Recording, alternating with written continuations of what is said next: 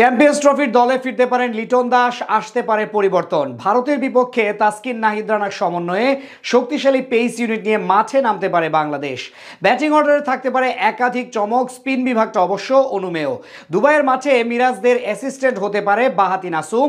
সব মিলিয়ে চ্যাম্পিয়ন্স ট্রফিতে কেমন হতে পারে টাইগারদের সেরা একাদশ, বিস্তারিত জানবো রিপোর্টে।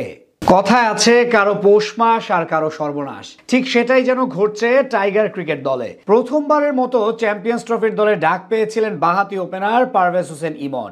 লিটন দাসের অফ ফর্মেই তাকে সুযোগ দেয় নির্বাচকরা, কিন্তু ডাক পাওয়ার পর থেকেই রান খরায় ভুগছেন এই তরুণ ক্রিকেটার। বিপরীতে বাদ পড়ে ফর্মে ফিরেছেন লিটন। বিপিএল এ এখন তিনি চতুর্থ সর্বোচ্চ রানের মালিক। তাই তো চ্যাম্পিয়ন্স ট্রফির স্কোয়াড নিয়ে এখন নতুন ভাবনায় পড়েছে নির্বাচক প্যানেল। চূড়ান্ত দল ঘোষণা করা হলেও বিসিবি চাইলে নির্দিষ্ট সময়ের আগে স্কোয়াডে পরিবর্তন আনতে পারবে। সেক্ষেত্রে লিটন ও ইমনের ফর্মের এমন অবস্থা হলে একটা পরিবর্তন আসতে পারে 15 জনের মধ্যে।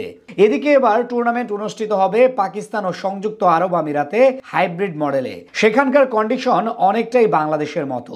তাই স্বাভাবিকভাবে প্রশ্ন উঠেছে, যদি লিটন দাস ডাক পান তাহলে কেমন হতে পারে টাইগারদের সেরা একাদশ। সেক্ষেত্রে ওপেনিং পজিশনটা হতে পারে লিটন দাস ও সৌম্য সরকারের। ব্যাট হাতে চলমান বিপিএল এ এখন পর্যন্ত এক ম্যাচ খেলার সুযোগ পেয়েছেন বাঁহাতি সৌম্য, যদিও ইনজুরিতে পড়ার আগে দারুণ ছন্দে ছিলেন তিনি। অন্যদিকে অভিজ্ঞতার বিবেচনায় তানজিদ তামিম থেকে কিছুটা এগিয়ে থাকবেন লিটন। তবে যদি স্কোয়াডে পরিবর্তন না আসে তাহলে সৌম্য তামিম জুটি থাকতে পারে ওপেনিং এ। 3 নম্বর পজিশনে যথারীতি থাকবেন ক্যাপ্টেন নাজমুল হোসেন শান্ত। এবারের টুর্নামেন্টে ক্যাপ্টেন্সির পাশাপাশি ব্যাট হাতে বড় দায়িত্ব থাকবে তার কাঁধে।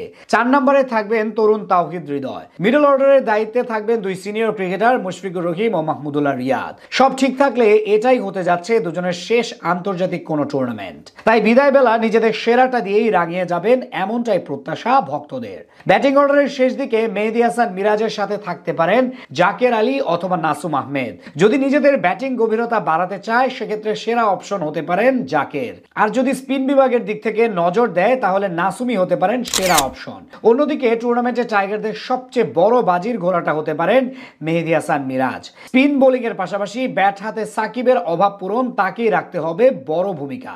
টুর্নামেন্টে টাইগারদের সবচেয়ে বড় শক্তির জায়গাটা হলো নিজেদের পেস ইউনিট। প্রতিটা ম্যাচে তাদেরই রাখতে হবে সবচেয়ে বড় ভূমিকা। সেদিক থেকে একাদশে 3 পেসার হিসেবে তাসকিন আহমেদ ও মুস্তাফিজুর রহমানের সঙ্গে থাকতে পারেন গতিদানব নাহিদ রানা, যাকে নিয়ে আসরে সবচেয়ে বেশি প্রত্যাশা করছে লাল সবুজের সমর্থকরা।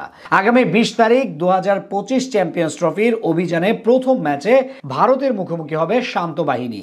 এরপর গ্রুপ পর্বে পাকিস্তান ও নিউজিল্যান্ডের বিপক্ষে লড়বে মুশফিক রিয়াদরা।